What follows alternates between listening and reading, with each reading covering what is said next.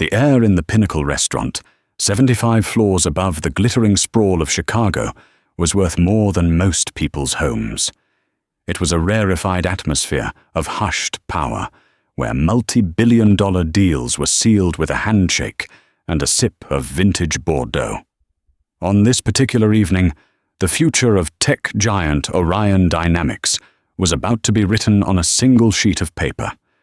The pen, a custom Mont Blanc in the hand of founder Alistair Finch, hovered inches from the signature line. Across the table, the smiling wolves of Sterling Vance Acquisitions waited for the kill, and then a whisper cut through the silence. "Mr. Finch, don't sign that contract." A single sentence from a waitress that would shatter the lives of everyone at that table and trigger a financial earthquake felt across the globe. Her name tag read Eliza, a name as plain and forgettable as the crisp white apron she wore. For 6 agonizing months, Eliza Munro had perfected the art of invisibility. She was a ghost, gliding between tables at the Pinnacle, refilling water glasses with a silent grace, her movements economical, her expression a placid mask of professional deference. No one ever looked at her twice. That was the point. It was the only way Dr. Elena Petrova, a disgraced financial analyst with a fabricated identity and a past she was running from, could survive. Tonight, however, survival felt like a distant luxury. Her target wasn't a table, it was a man. Table 12, the prime corner booth with a panoramic view of the city bleeding into Lake Michigan, was occupied by 4 men. 3 of them were sharks, their tailored suits a dark camouflage for their predatory natures. She recognized the leader instantly from the financial news archives she obsessively studied, Julian Croft, Senior Vice President of Sterling Vance Acquisitions. He had the polished charm of a funeral director, selling a high-end coffin, sincere, reassuring, and utterly devoid of warmth. The 4th man was different. Alistair Finch. The boy genius of Silicon Valley who had built Orion Dynamics from a garage startup into a global leader in satellite communications and AI logistics. He was younger than the others, with an engineer's intensity in his eyes and an almost naive belief in a world that ran on logic and good faith. He was a brilliant lamb, and Croft was about to lead him to the slaughter. For the past hour, Eliza Elena had been a phantom at their side. She'd served their seared scallops and filet mignon, her hands steady, while her heart hammered against her ribs like a trapped bird. She listened not just to the words, but to the spaces between them. She heard the subtle pressure in Croft's voice, the carefully chosen jargon designed to obscure rather than clarify, the way he brushed off Alistair's legitimate questions with phrases like, "Standard boilerplate, Alistair," and "Our legal teams have triple vetted this." They were lies. All of it. Finally, the moment arrived. A pristine, leather-bound folder was opened. The contract, a dozen pages of dense, laser-printed text was laid out. Croft slid it across the polished mahogany. A new era for our companies, Alistair. A true partnership. Elena watched Alistair pick up the pen. It was a beautiful instrument, gleaming gold and black. A tool that could build an empire or sign its death warrant. Her breath caught in her throat. She saw it. Right there on page 7, paragraph 4, she caught a glimpse of the heading, Section 7.4, Contingent Asset Realignment. The blood drained from her face. It was the same. The exact same sophisticated trap, the same labyrinthine language, the same financial poison pill that had destroyed her father's company, ruined her reputation, and sent her into hiding. The Phantom Asset Clause, as she had privately named it, a masterfully crafted piece of legal fiction that would allow Sterling Vance to offload billions in toxic, non-existent debt onto Orion Dynamics through a web of shell corporations in Cyprus, while simultaneously seizing Orion's most valuable patents as collateral. Within 6 months, Orion Dynamics would be a hollowed-out carcass, and Alistair Finch would be a pariah. Her training, her every instinct for self-preservation, screamed at her to stay silent, to walk away, to let it happen. Disappearing was her only goal. But looking at Alistair Finch's face, earnest and unsuspecting, she didn't see a billionaire. She saw her father, his face ashen in the sterile light of a boardroom, as he realized he'd been bled dry. She couldn't do it. She couldn't let it happen again. Every muscle in her body protested as she moved. It was an act of social and professional suicide. She stepped forward, her shadow falling over the table. The men looked up, annoyed by the interruption. Croft's smile tightened into a bloodless line. "Is there a problem?" he asked, his voice dripping with condescension. Eliza ignored him. Her eyes were locked on Alistair Finch. She leaned in her voice, barely a whisper, yet it seemed to thunder in the silent room. "Mr. Finch," she said, her voice low and urgent, "forgive me. Don't sign that contract." Alistair froze his hand, trembling slightly over the page. Confusion warred with alarm in his eyes. Julian Croft's face contorted a mask of fury, replacing the suave charm. "What is the meaning of this security?" But before anyone could react, before a single security guard could take a step, it happened. The entire restaurant was bathed in a sudden, harsh blue light.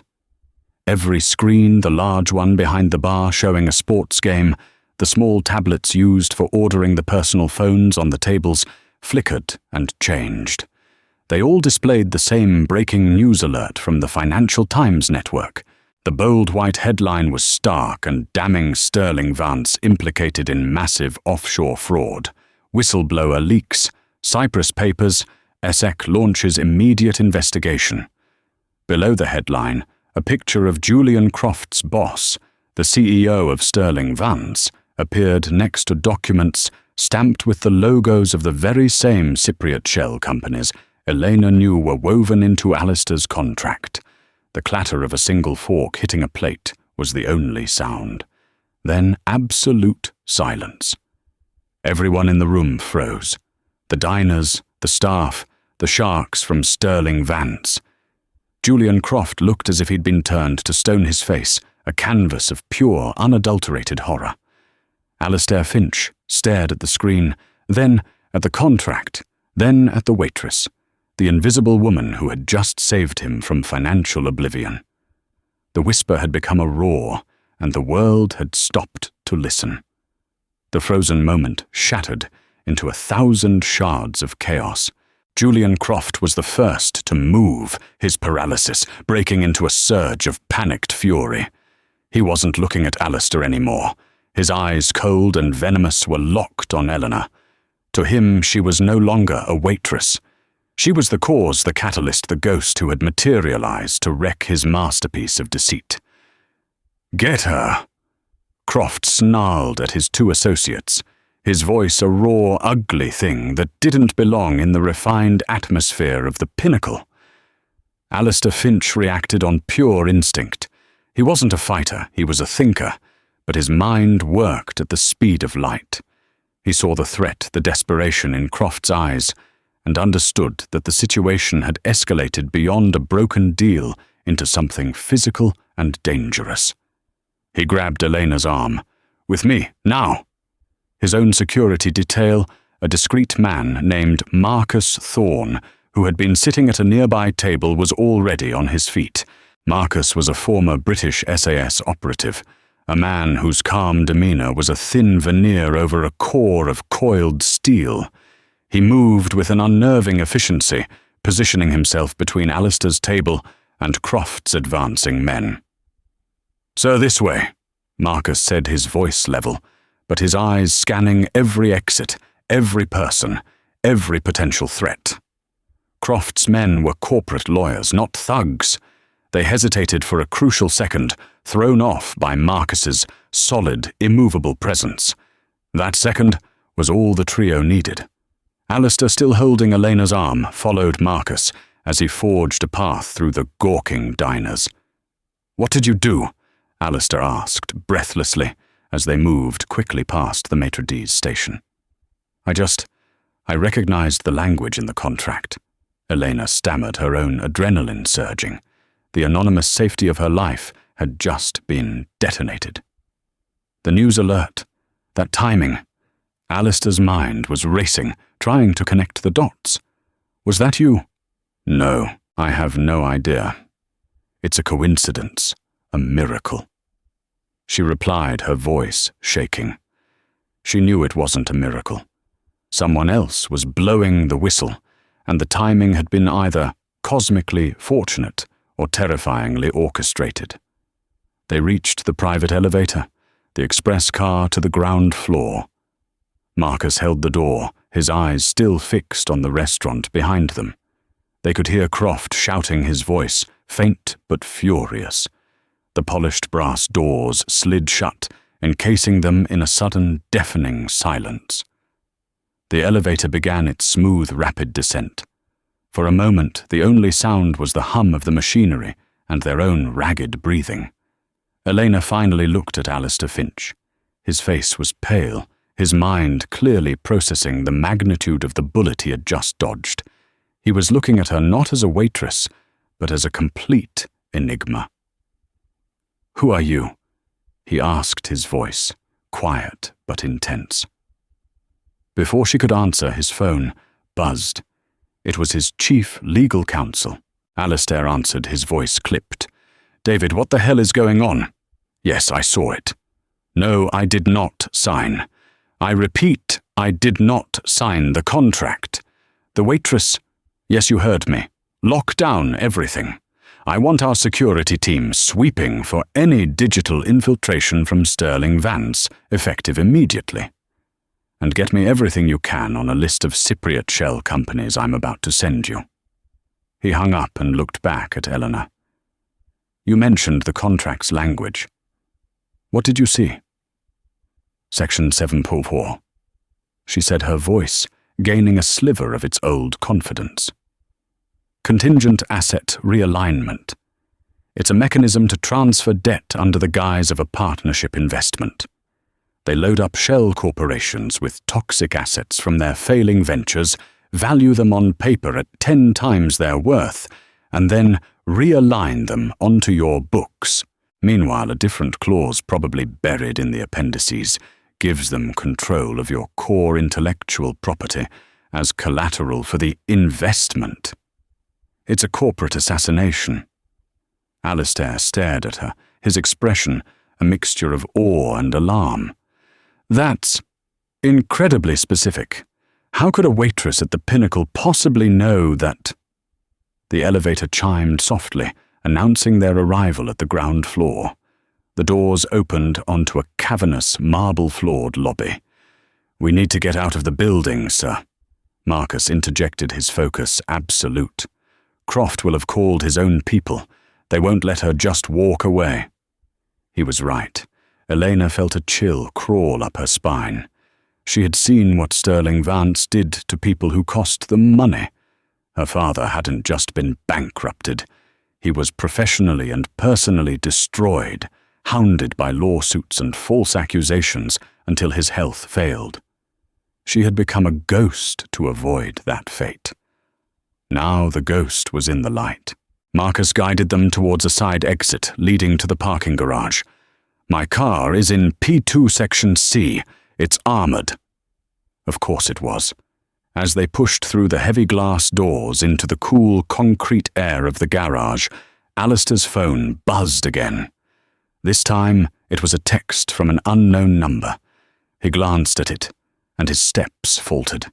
He held the screen out for Elena and Marcus to see.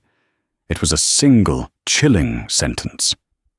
"They know who you are, Dr. Petrova, and now so do we." Elena felt the world tilt on its axis.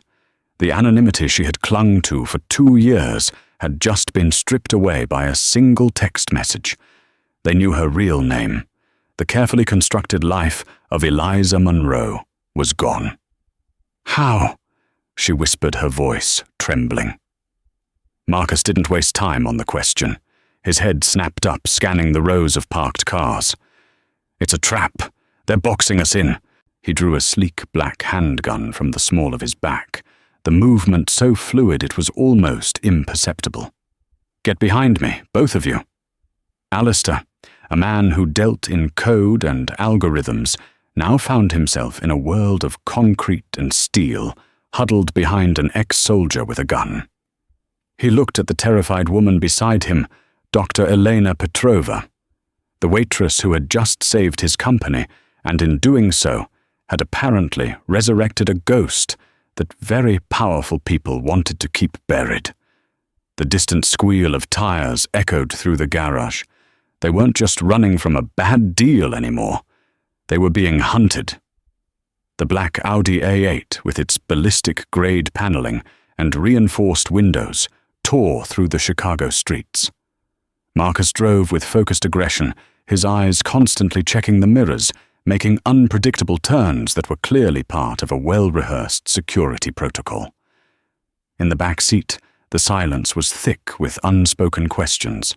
Alistair Finch had taken them not to his home or a corporate office, but to a nondescript industrial building in the Fulton Market District, a property owned by a shell corporation he used for skunk works projects.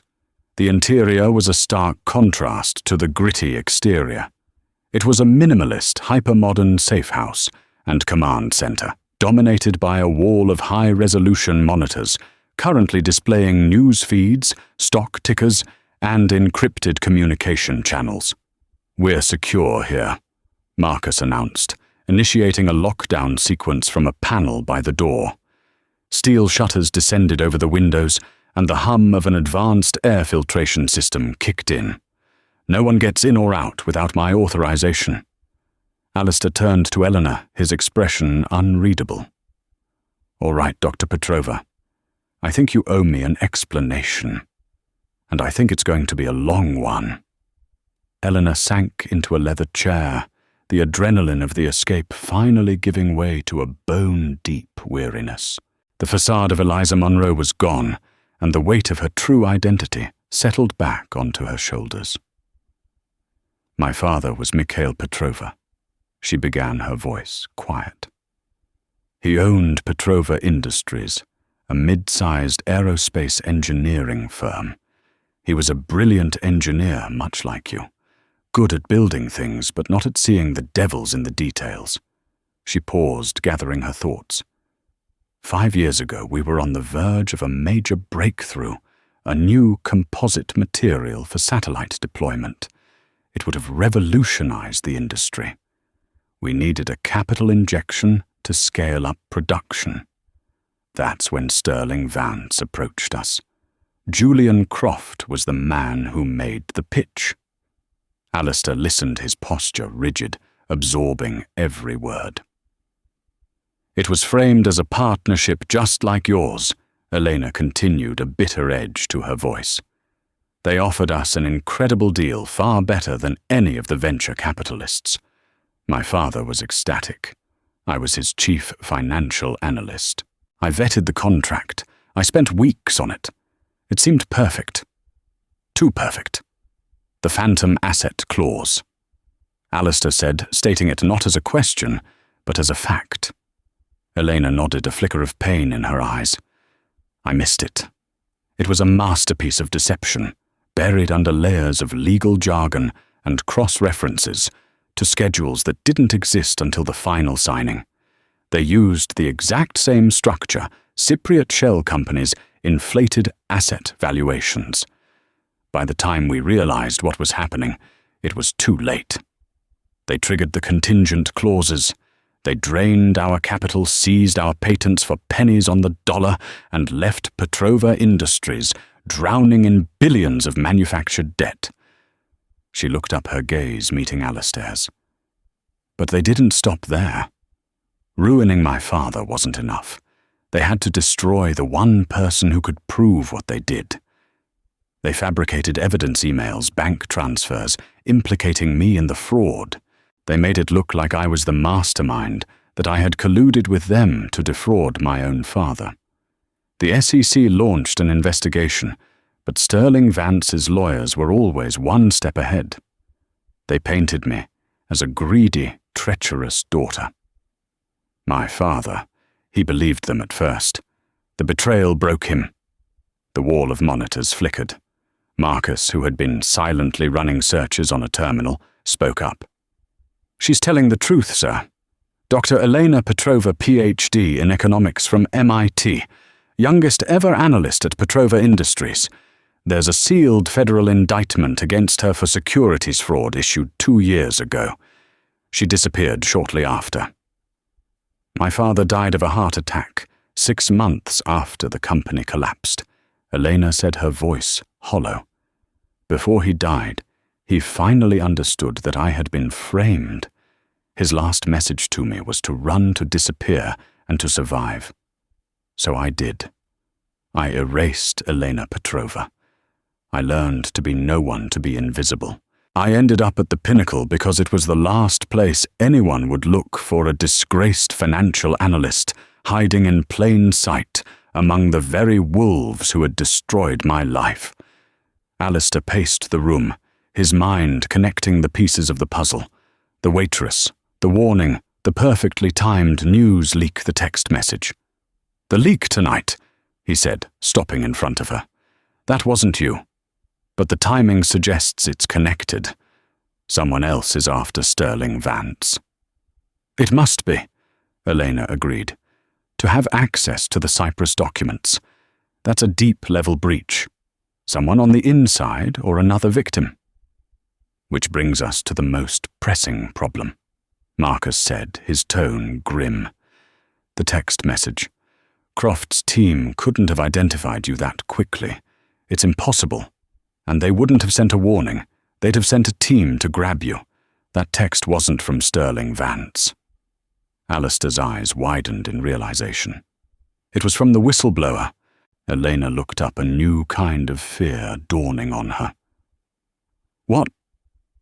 "Think about it." Alistair said, his voice quickening as his analytical mind took over. "They leaked the story to blow up the deal, knowing it was happening tonight. They needed to be sure I wouldn't sign before the news broke. They saw you intervene, and they identified you. The text wasn't a threat. It was a warning. They know who you are, it's saying, referring to Sterling Vance. And now so do we, meaning the whistleblower.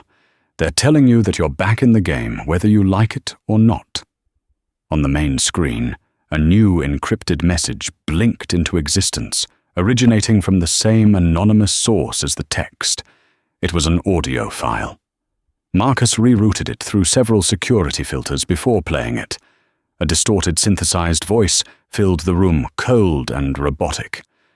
"Dr. Petrova, you were not part of our plan, but your intervention was a welcome variable.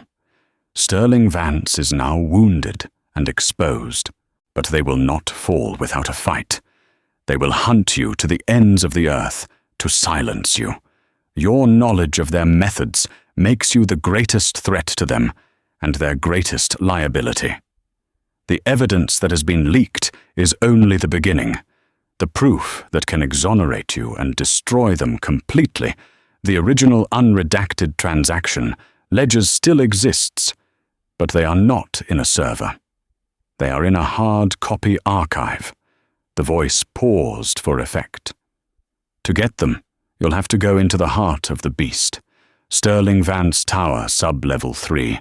The old archives. You can't do it alone. Neither can we. You now have a powerful new friend in Alistair Finch. We suggest you work together. We will be in touch." The audio file ended. The room was silent once more. Elena felt a dizzying sense of vertigo. She had run from this fight for 2 years, and now she was being pulled back into its very center by an anonymous puppet master. She looked at Alistair Finch, a man she had met only hours ago, a man whose life she had irrevocably entangled with her own.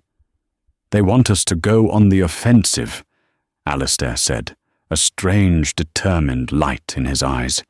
He wasn't scared. He looked energized.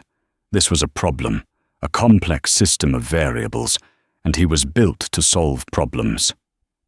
They tried to destroy my company. They destroyed your life. Hiding is no longer an option. He looked directly at Eleanor.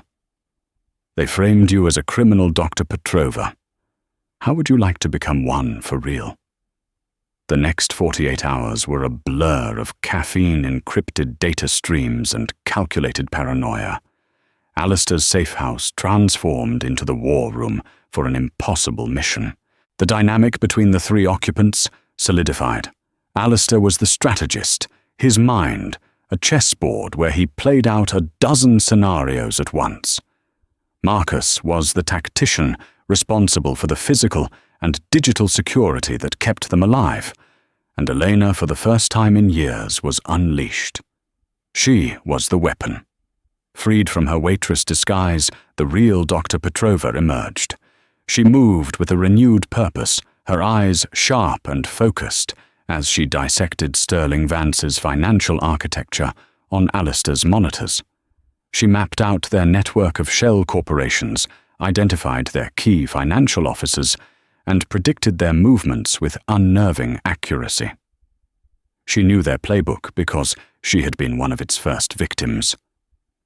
"They'll initiate a media blackout first," she explained, pointing to a flurry of activity on news sites. "They'll use their leverage to kill the story, frame it, as a baseless rumor started by a corporate rival. CFTN has already pulled their lead article and replaced it with a vague statement about unverified sources. Their stock is down 12%, but it's stabilizing," Alistair observed. "They're containing the damage. They're good." "They're the best," Elena countered. "Next, they'll go after the source. They'll have their internal security, which is run by ex-Mossad agents, tearing their servers apart, looking for the leak. That gives our mysterious friend, the whistleblower, a problem, and it gives us a window." Marcus, who had been methodically sweeping their location for listening devices for the 10th time, chimed in. "They'll also be coming for us. I've tracked 3 distinct surveillance teams setting up within a 6-block radius of the Pinnacle. They're pulling security footage, interviewing staff. They know what she looks like, even if they don't have a name yet. It's only a matter of time." The reality of their situation was stark. They were 3 people against a multi-billion-dollar corporation that operated with the ruthlessness of a crime syndicate. "So we give them a ghost to chase," Alistair said, a plan beginning to form in his mind. "Marcus, I want you to create a digital trail, a false one. Book a flight to Zurich under a new alias for Dr. Petrova. Have it paid for with cryptocurrency. Leak the itinerary to a source you know is compromised. Send them to Switzerland." "A classic misdirect. I like it," Marcus said with a rare smile. "I can have them chasing shadows for at least 72 hours. "That's the time we'll need," Alistair said, turning to Eleanor. "Tell me about Sterling Vance Tower." Eleanor brought up a schematic of the building on the main screen. "It's a fortress, biometric scanners, pressure plates, motion sensors. The works. But it's designed to protect against digital threats from the outside and physical threats from the front door. It's not designed for an attack from within." "What do you mean?" "The archives in sub-level 3 are for hard copies, records they're legally required to keep for a certain number of years," she explained. "It's a low-tech section of a high-tech building. They probably haven't had a human being down there in 5 years. The security will be older, likely less monitored. Their focus will be on their main servers upstairs." A plan audacious and insane began to take shape. They couldn't fight Sterling Vance on the stock market, or in the courts, not yet. They had to hit them where they were weakest to retrieve the one piece of evidence that couldn't be digitally erased, the paper trail. As they worked, a strange bond formed between the tech billionaire and the exiled analyst. Alistair was fascinated by her mind, by the way she could see the intricate patterns in global finance, not as numbers, but as a living, breathing system. He saw the fire in her, the burning need for justice that had been suppressed for so long. Elena, in turn, was surprised by Alistair. She had expected a pampered, arrogant billionaire. Instead, she found a man who listened intently, who valued her expertise without question, and who possessed a core of unshakable integrity. He hadn't just been saved from a bad deal. His sense of right and wrong had been violated, and he was not the kind of man to let that stand. They were both fighters, just in different arenas. The danger, however, was ever present. On the second night, an alarm blared through the safe house. "Cyber attack!" Marcus yelled from his terminal. "Brute force! They're trying to punch through our firewall. They're good. Very good." Alistair rushed to another console, his fingers flying across the keyboard. "They're not just attacking the firewall. It's a probing assault. They're looking for a specific data signature. They're looking for you," he said to Eleanor. "They're trying to confirm if you're with me." For 15 tense minutes, Alistair and Marcus worked in tandem, a symphony of code and countermeasures. Alistair rerouted their IP address through a chain of proxy servers from Brazil to Estonia, while Marcus locked down their outgoing signals and fed the attackers a loop of corrupted data. Finally, the assault ceased. "They're gone," Alistair said, leaning back, sweat beading on his forehead. "But that was close. They know we're together. The misdirect to Zurich won't hold them for long." "We're running out of time," Eleanor said, her voice grim.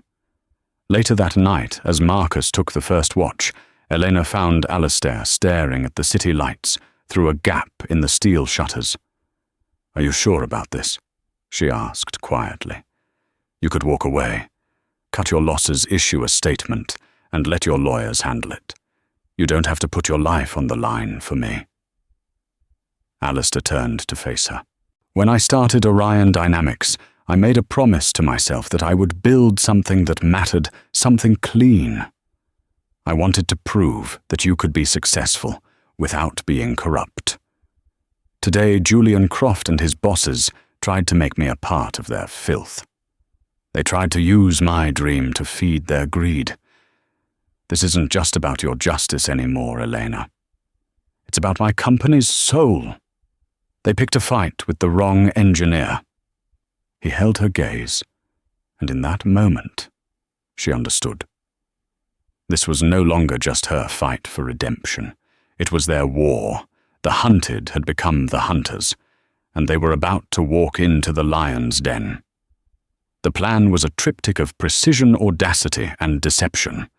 It relied on 3 elements, working in perfect harmony: a digital ghost, a physical infiltration, and a human blind spot. Part 1. The digital ghost. Alistair, with Elena's intimate knowledge of Sterling Vance's internal protocols, crafted a work order for an emergency maintenance check on the HVAC system in the sub-levels of their tower.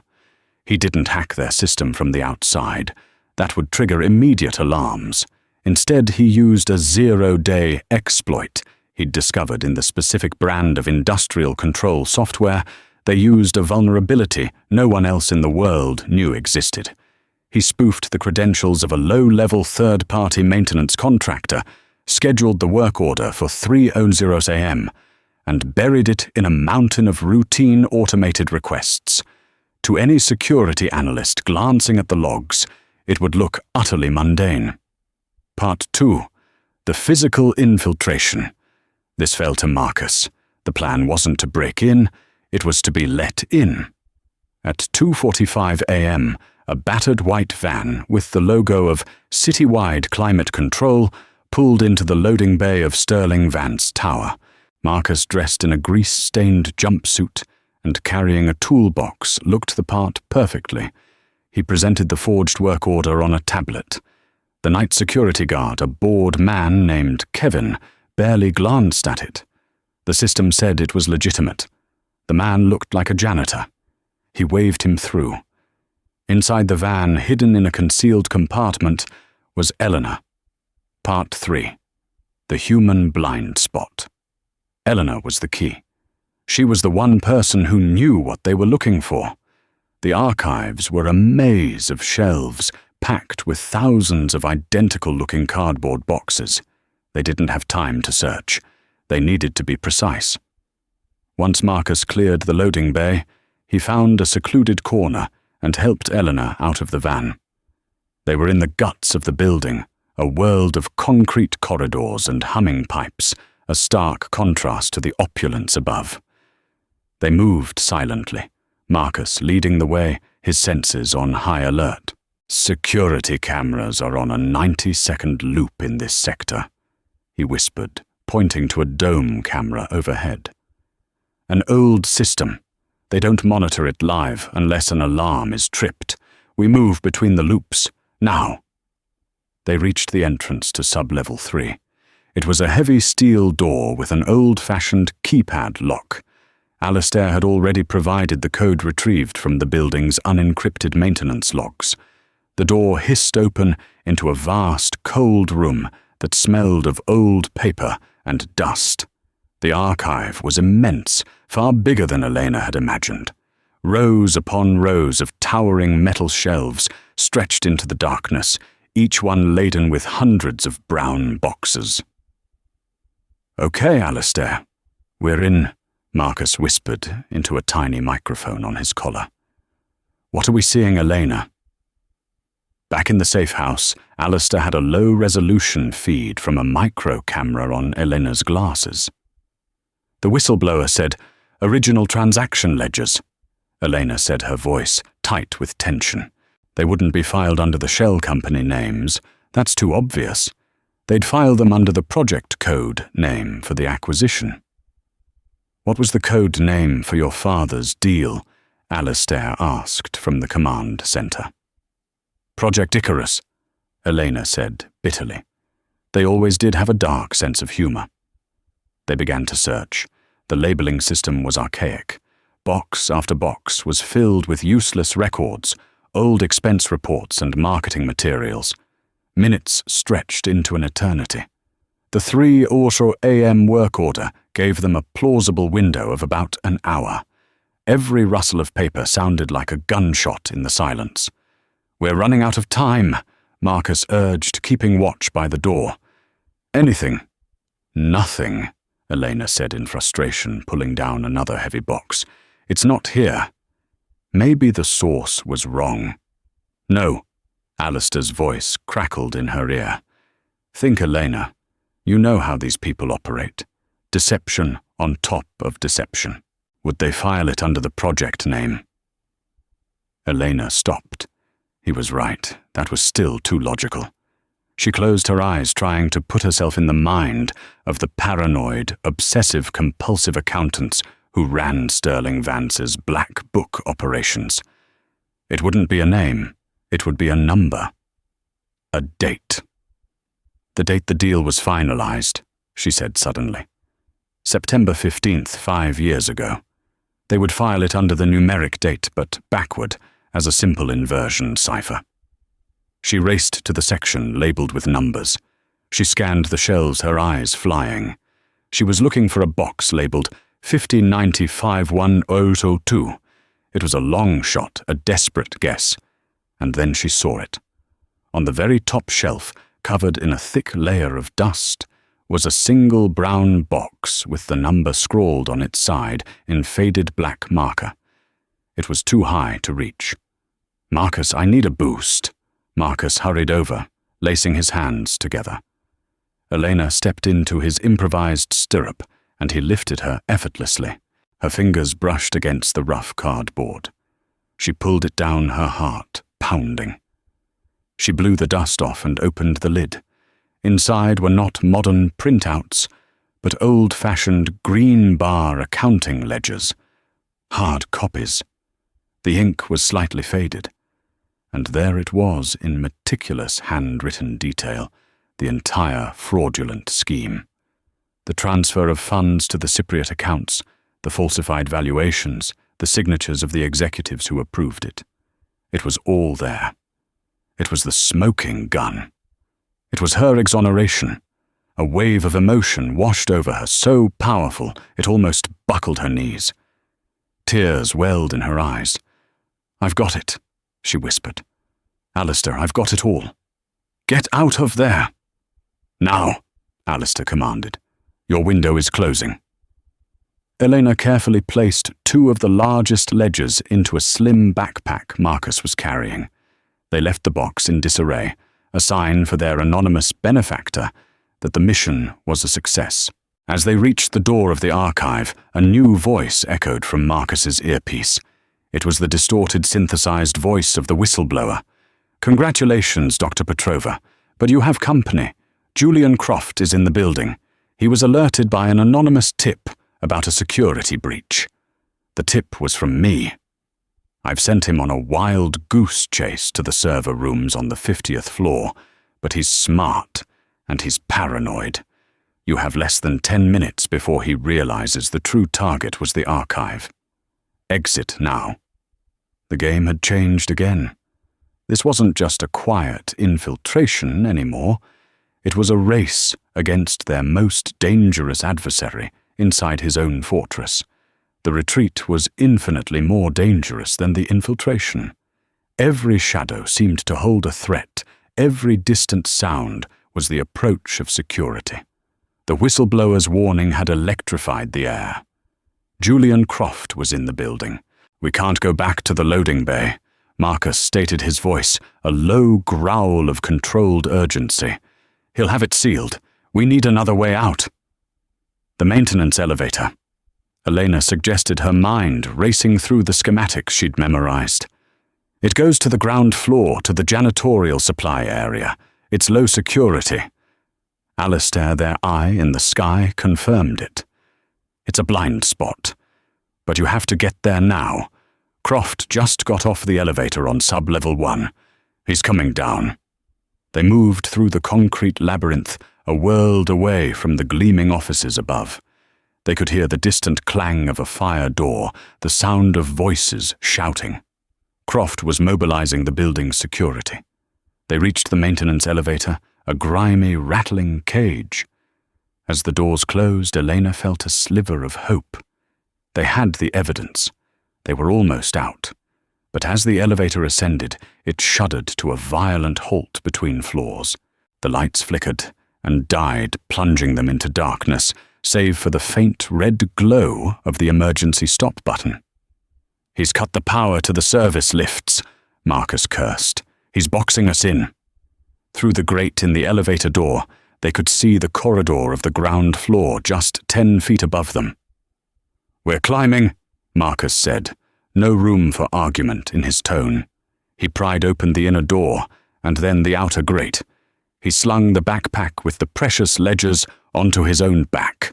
"Elena on my shoulders. I'll lift you up. Go." It was a desperate move. Elena scrambled onto Marcus's broad shoulders. He stood up, his muscles straining, and lifted her high enough to get a grip on the floor of the corridor above. With a surge of adrenaline, she pulled herself up, tumbling onto the cold linoleum. She turned to help Marcus, but just as he was about to climb, a voice echoed down the elevator shaft. A calm, chilling voice. "I wouldn't do that if I were you."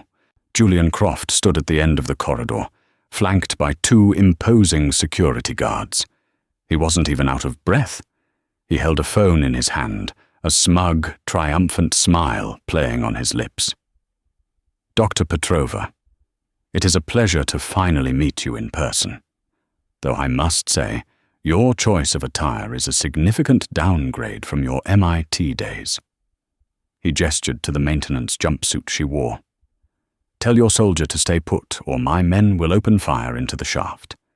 It would be a terrible shame to damage those lovely ledgers." Marcus froze his hands, still on the edge of the elevator shaft. Elena's heart sank. They were caught. "What do you want, Croft?" she demanded, her voice shaking but defiant. "What I've always wanted. Order. Tidiness. You, Dr. Petrova, are a loose end, a very expensive one, he said, taking a step closer. Give me the backpack. In return, I'll give you a 5-minute head start before I release your location to every law enforcement agency in the country. And/or a generous offer, I think. Elena looked from Croft's smug face to Marcus trapped below. They were outmaneuvered. It was over. But then something happened that Croft couldn't have predicted. The large television screens in the lobby at the other end of the corridor flickered to life. Every single one of them. Alistair Finch's face appeared broadcast from the safe house. He wasn't panicked. He looked calm, powerful, in control. "Good evening, Julian," Alistair said, his voice echoing through the corridor. "Nice of you to join our little party. I believe you have something that belongs to me. 2 things, actually. My friends." Croft spun around his face, a mask of disbelief. "Finch? How?" "You're in my world now, Julian. The world of data.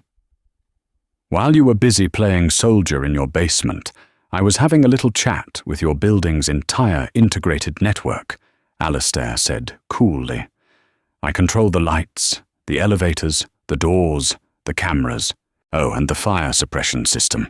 It gets awfully wet in here if you're not careful." To prove his point, the sprinkler heads in the ceiling above Croft's men hissed, letting out a short, sharp spray of water. The guards flinched back. "This is my deal now," Alistair continued, his voice hardening. "Here are the terms. You and your men will drop your weapons and walk away. Elena and Marcus will walk out the front door unmolested. In return, I won't immediately forward a certain set of accounting ledgers to the SEC, the FBI, and the New York Times." Croft laughed, a harsh, ugly sound. "You're bluffing. You won't do it. The moment you do, Sterling Vance will unleash a legal firestorm that will bury Orion for a decade. We'll countersue claim the documents are forgeries, corporate espionage. We'll drag your name through the mud until no one will do business with you again." "You're right," Alistair said, and for a second, Croft's smile widened. "That's why I'm not the one who's going to release them."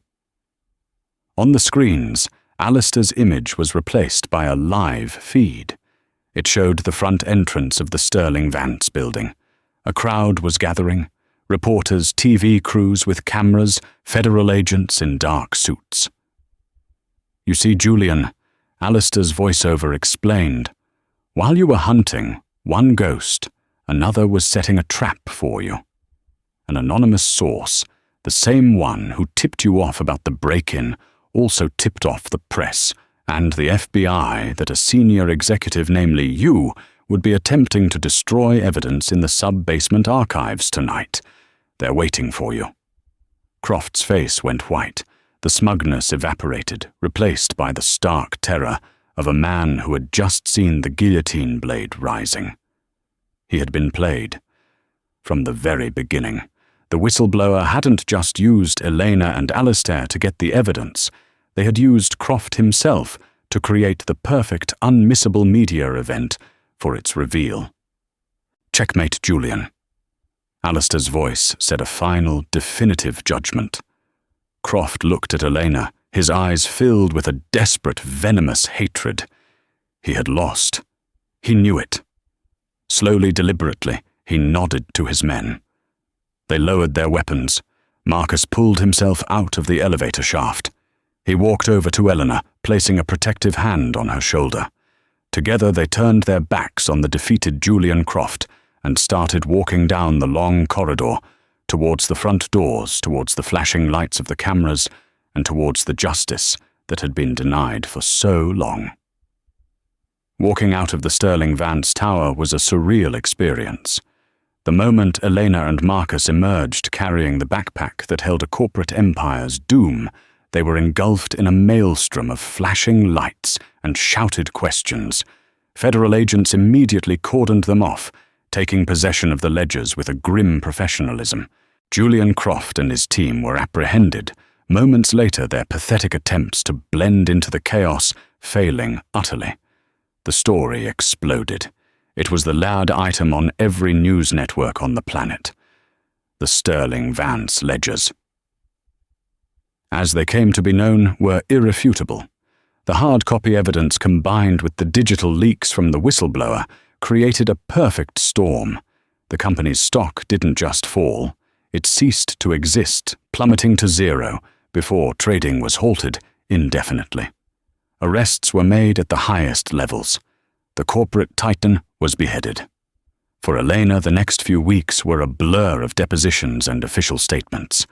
With the ledgers as undeniable proof, the fraudulent indictment against her was expunged. The SEC issued a formal public apology.